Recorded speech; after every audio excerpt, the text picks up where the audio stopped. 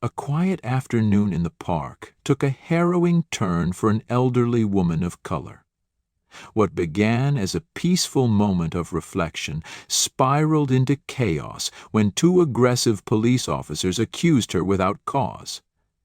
Before she could explain, they threw her to the ground, handcuffed her, and treated her with shocking brutality. But this story takes an unexpected turn.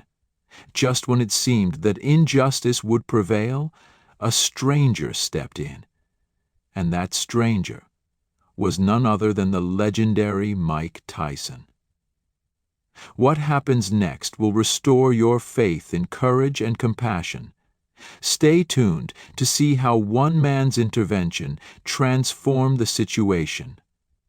Don't forget to subscribe to our channel and share where you're watching from in the comments. Your support helps us tell more meaningful stories like this one. Mike Tyson, a retired boxing icon, often visits Greenwood Park after his training sessions. For Mike, the park offers an escape from the pressures of fame, a sanctuary where he can enjoy peace and balance. That afternoon, as he strolled along the tree-lined paths, the sound of shouting disrupted his tranquility. Curious, Mike stopped and looked toward the commotion. Near a pond, two officers, Blake and Carter, were confronting an elderly woman seated on a stone bench. She appeared frail and vulnerable. Just as she tried to explain herself, one officer grabbed her arm and yanked her roughly, causing her to stumble and fall to the ground. The scene struck a deep chord in Mike, bringing back memories of his own struggles against prejudice and powerlessness. Anger surged as he watched Blake handcuff the trembling woman with unnecessary force. A small crowd had gathered at a distance, some filming with their phones, but no one dared to intervene. Mike's jaw tightened. He thought to himself, "I can't let this go on." Taking a deep breath, he approached with deliberate steps. His presence, commanding and resolute, caught the officer's attention. "Hey," Mike called out, his voice calm but firm. "What's going on here? She's just sitting on a bench. Is this how you enforce justice?" The officers turned, their faces marked with irritation. Not recognizing him at first, Carter shot back, "Mind your own business, or you'll find yourself in trouble." Mike's expression remained steady. "This is my business. You don't treat an elderly woman like this, especially when she's done nothing wrong. Let her go." Blake smirked, exchanging a glance with Carter. "Look at this guy, trying to play the hero," he sneered. "Bet he doesn't even know who this old lady is." Carter, unimpressed, stepped closer. "We're police officers," he said coldly. "We don't need anyone telling us how to do our job. If you don't walk away, you'll regret it." Mike's fists clenched, but he kept his composure. Anger wouldn't solve this. Instead, he stood his ground, unwavering, as he positioned himself between the woman and the officers. He bent down, meeting the woman's frightened gaze. "Are you okay?" he asked softly. "What did they do to you?"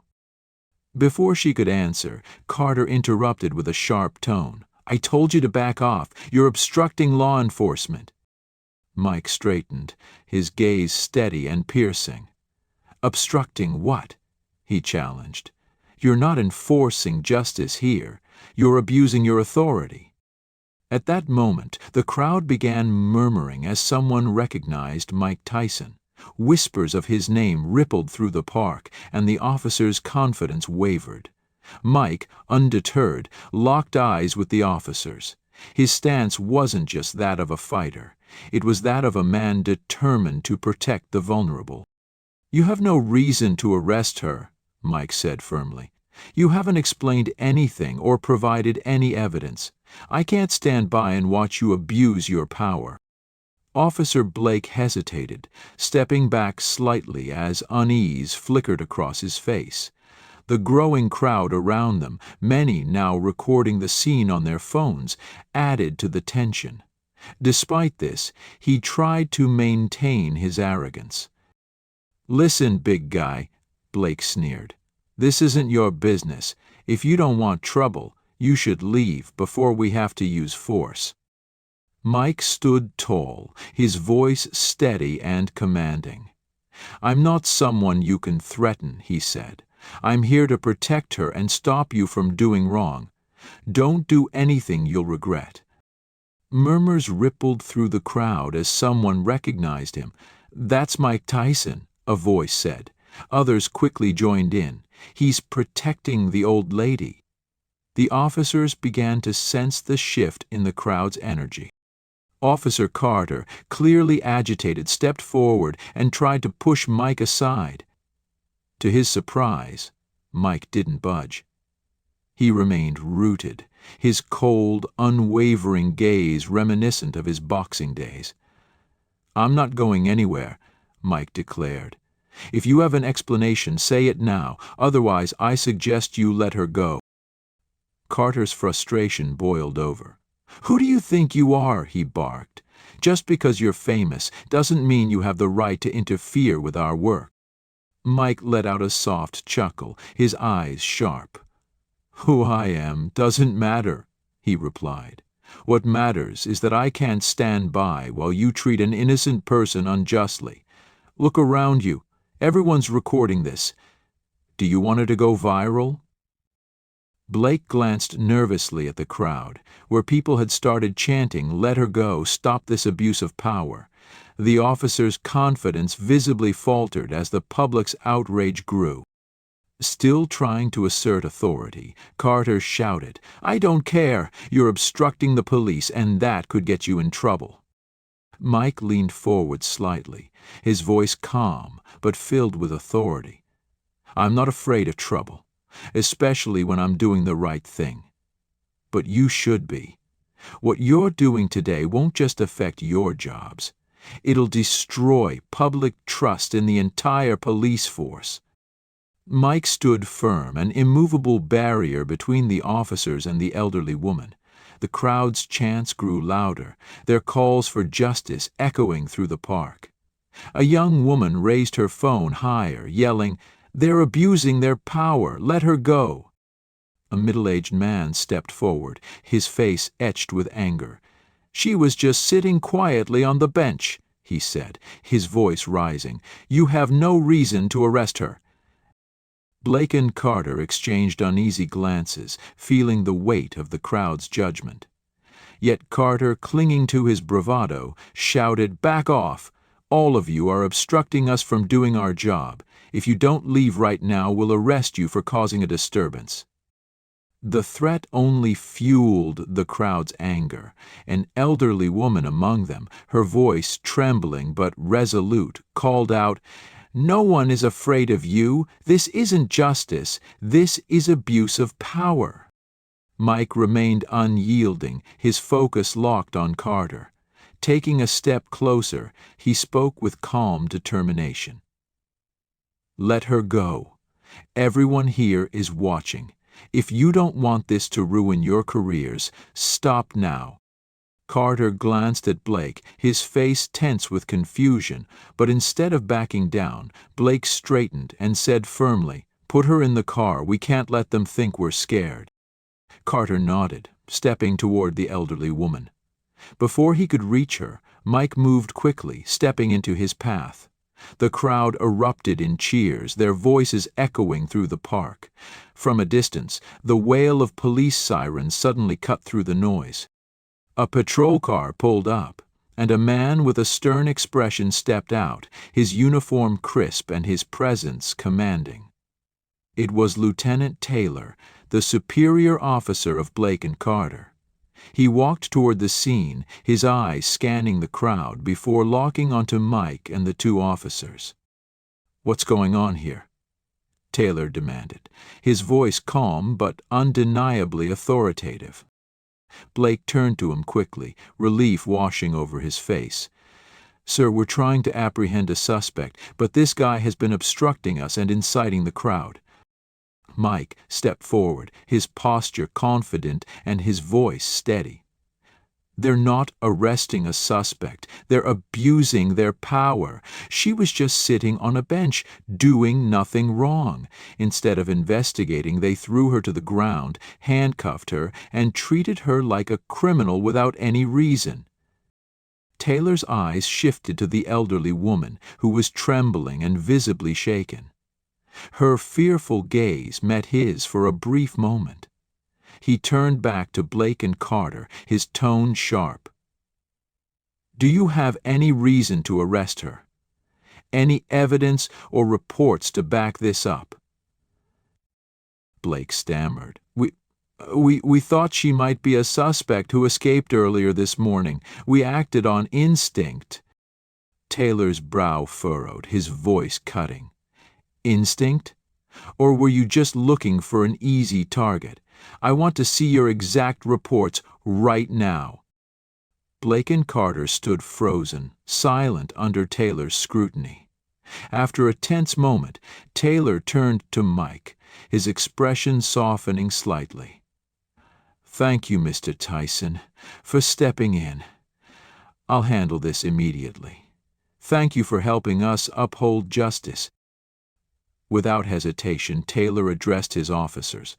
"Remove the handcuffs and leave this area. I'll deal with you two later." Blake hesitated but obeyed, unlocking the handcuffs from the elderly woman's wrists. Carter backed away, his face pale and uneasy.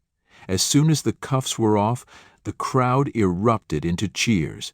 A voice from the back shouted, "Mike Tyson is our hero!" Mike didn't react to the applause. Instead, he bent down, helping the elderly woman to her feet. His voice was gentle but firm. "Are you okay? I'll make sure you're safe." The woman nodded slowly, tears streaming down her face. Mike steadied her, guiding her away from the scene as the crowd continued to cheer, but his expression remained serious. He knew this wasn't over. Once they were at a quieter spot, Mike helped her sit on a nearby bench, away from the chaos. He turned back toward Lieutenant Taylor and the crowd, his eyes filled not just with anger, but with determination. The crowd, though quieter now, lingered, waiting to see what would happen next. Mike stepped forward again, his deep voice carrying over the murmurs. "Today, we witnessed something that should never happen. Abuse of power. An elderly woman, who did nothing wrong, was harassed and mistreated by the very people meant to protect her. If all of you hadn't been here, would this have stopped? Would justice have been served?" The crowd responded with supportive cheers.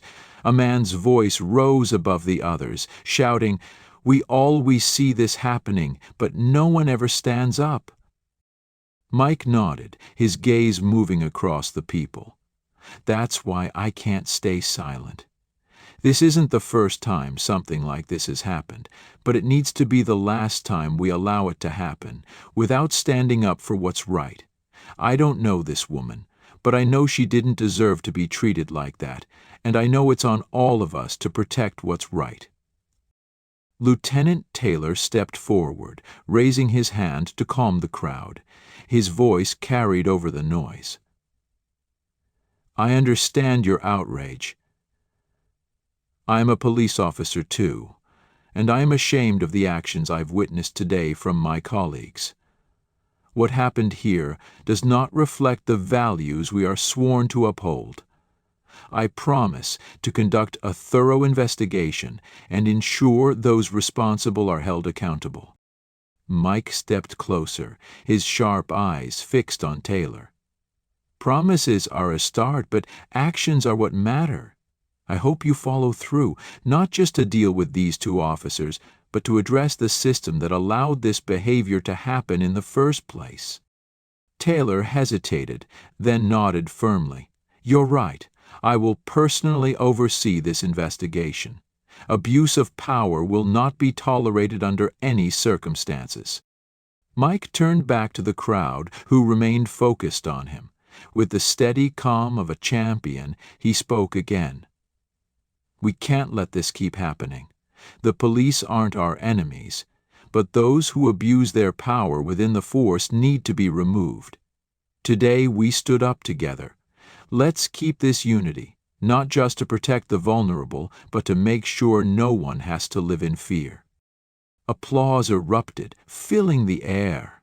A young woman lifted her phone, recording, and called out, "Mike Tyson isn't just a legendary boxer. He's a hero for justice." A middle-aged man shouted, "We stand with you, Mike. Justice must be served." Mike turned to the elderly woman, gently helping her to her feet. Though still trembling, she looked up at him with less fear in her eyes. Her voice was soft and hoarse. "Thank you, young man. I don't know what would have happened without you." Mike smiled gently, his tone reassuring. "No need to thank me, ma'am. I just did what anyone should do." He slowly led her away from the park while the crowd lingered, some continuing to record and comment.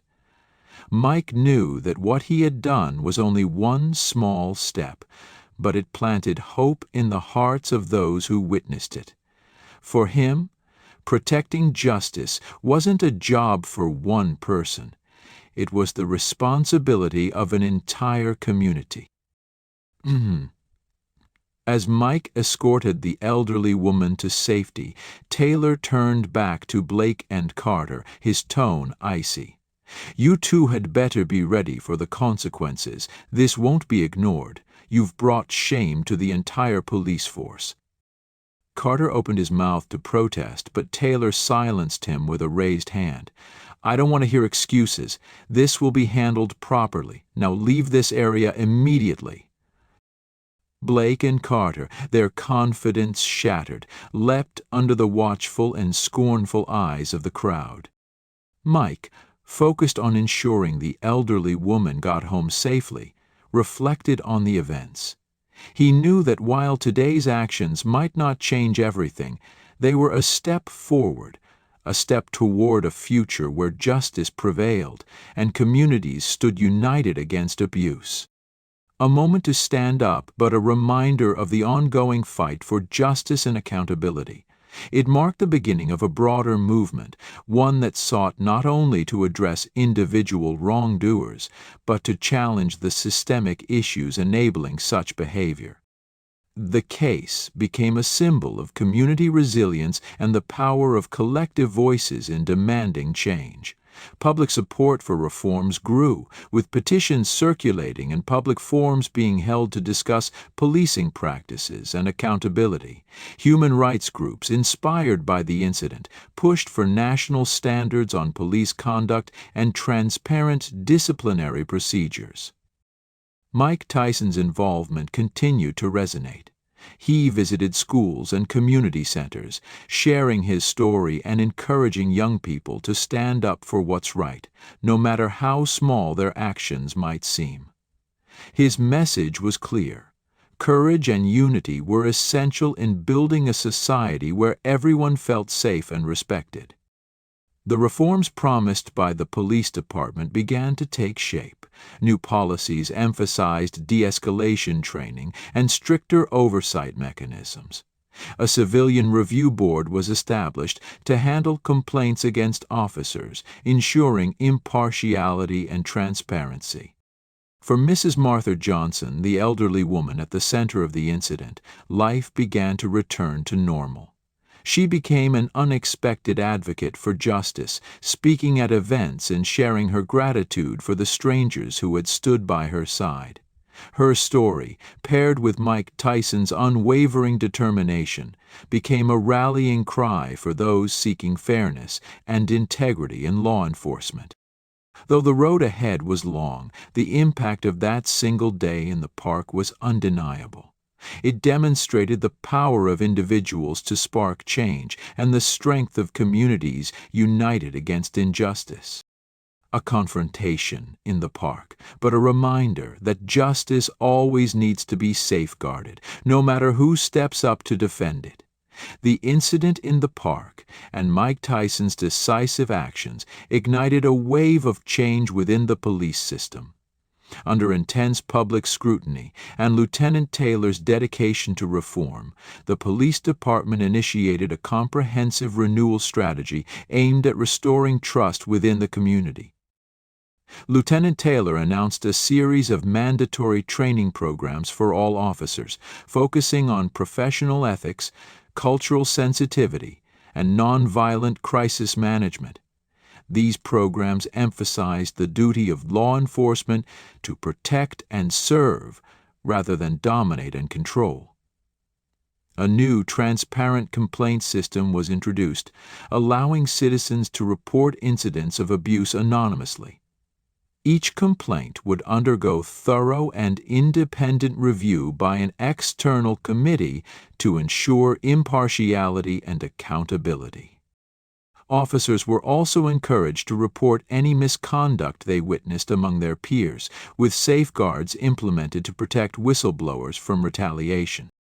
Although not formally part of the police force, Mike Tyson became an influential advocate for these reforms.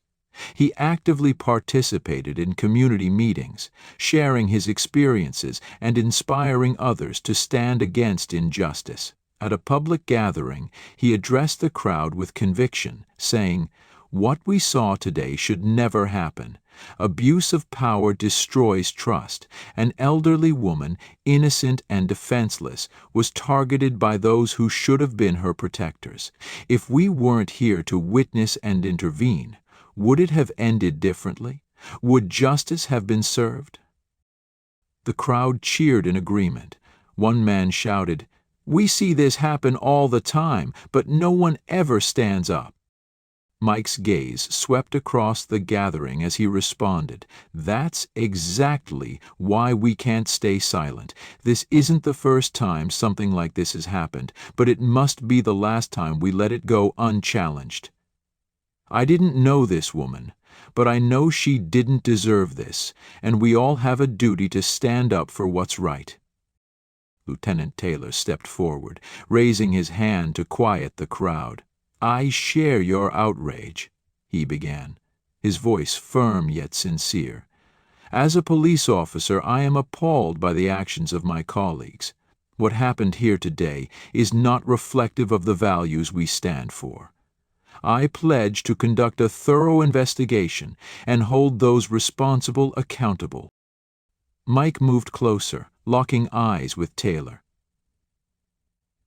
"Promises are good, but actions are better," he said pointedly.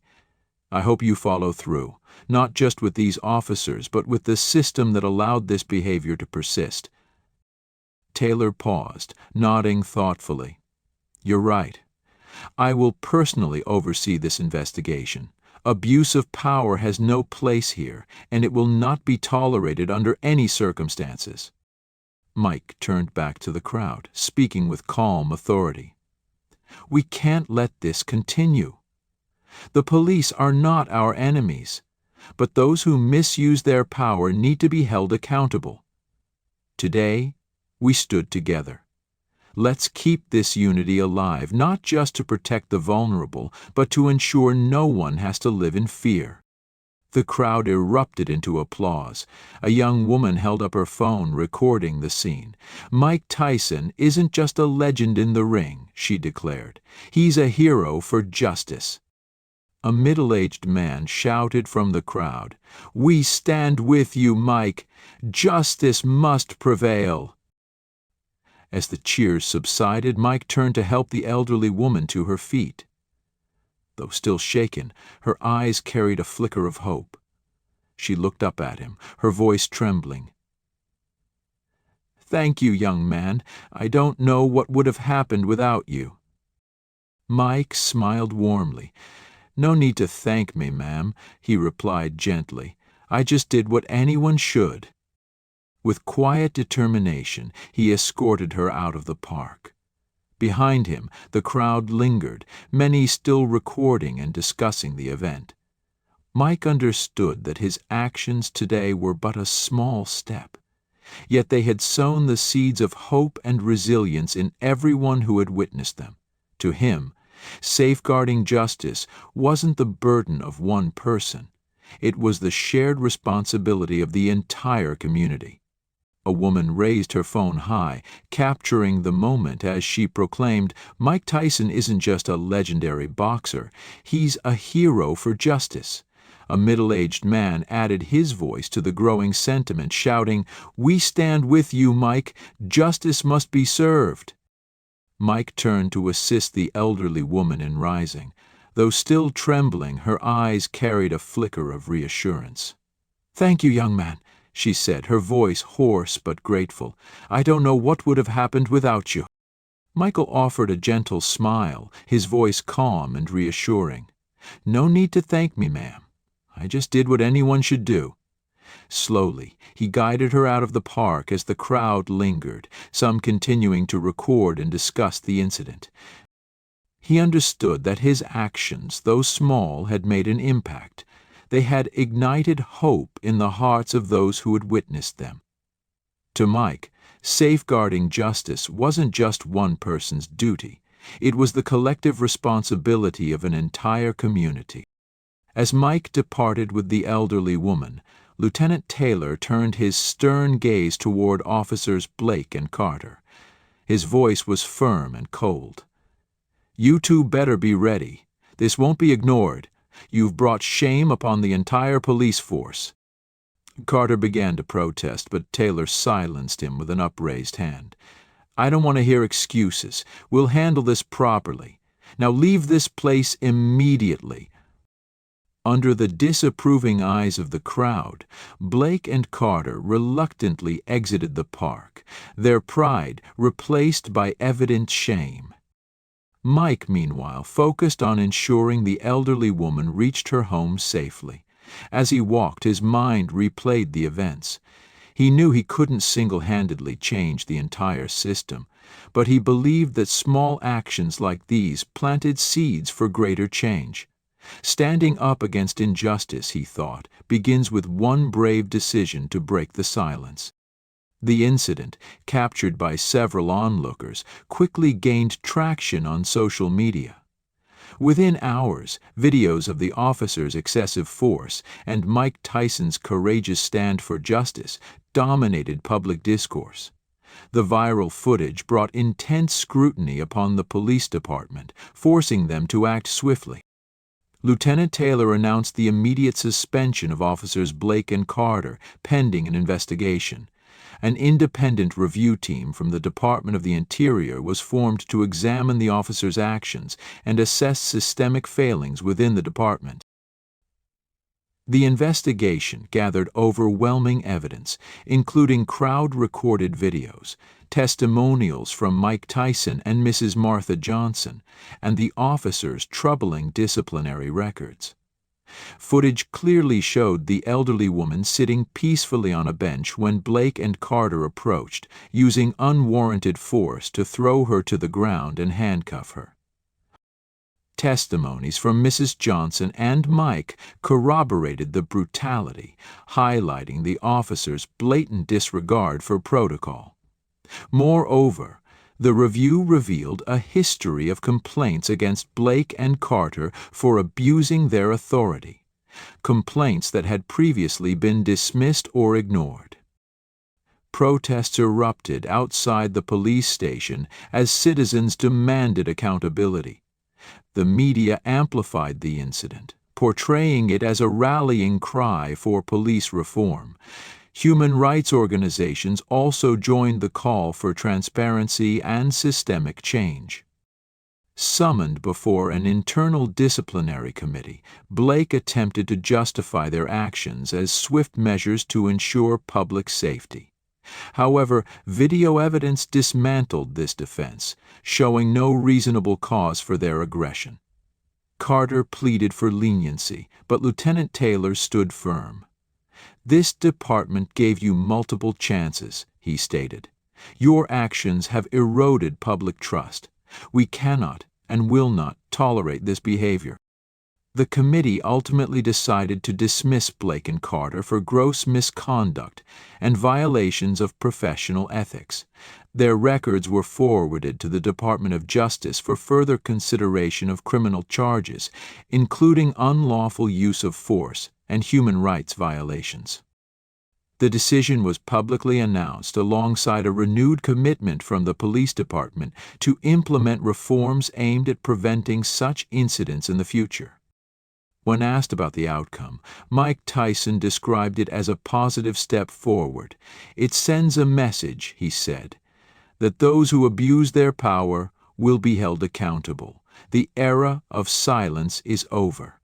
Mike continued to advocate for justice, participating in community events and inspiring others to stand against oppression. He reminded everyone that true change requires persistence, unity, and a refusal to accept injustice as the norm. Emotionally, became an active voice in the movement for justice. She partnered with local organizations to advocate for the rights of vulnerable individuals and helped establish a support network for victims of abuse. Her resilience and determination inspired others to speak out and join the cause.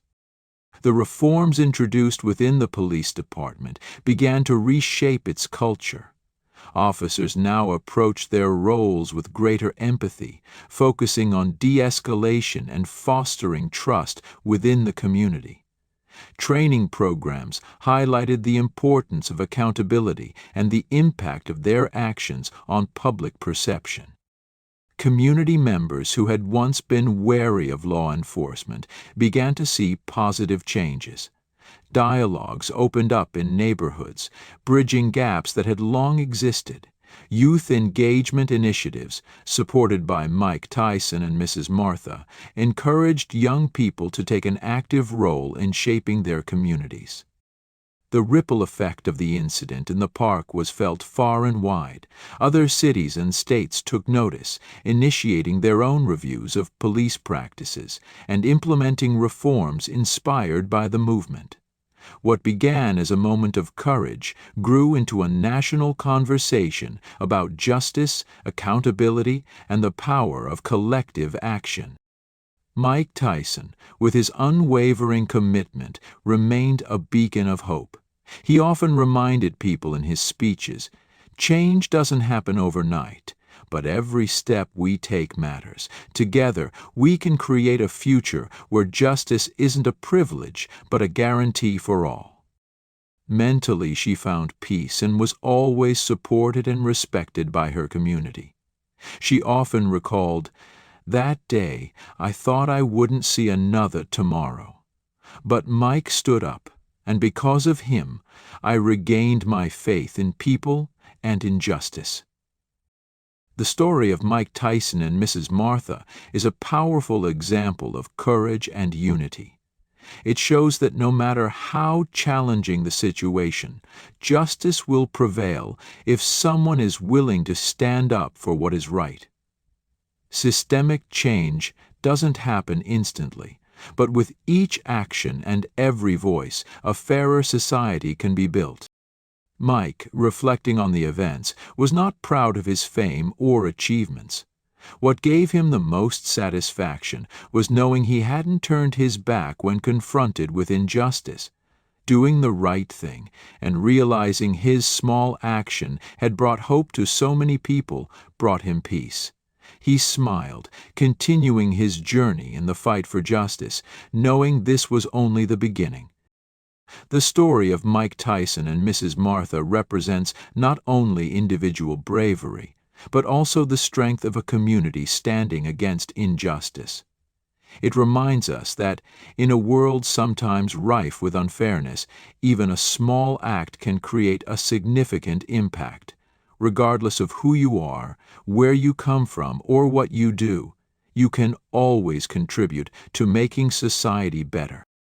We learn that justice doesn't exist naturally, but must be protected and fought for daily. Through unity, trust, and perseverance, everyone can help create a world where compassion, fairness, and respect are prioritized. If this story moved you, share it to spread this positive message further. Don't forget to subscribe to our channel so you never miss another inspiring and meaningful life story. Together, let's start creating change today.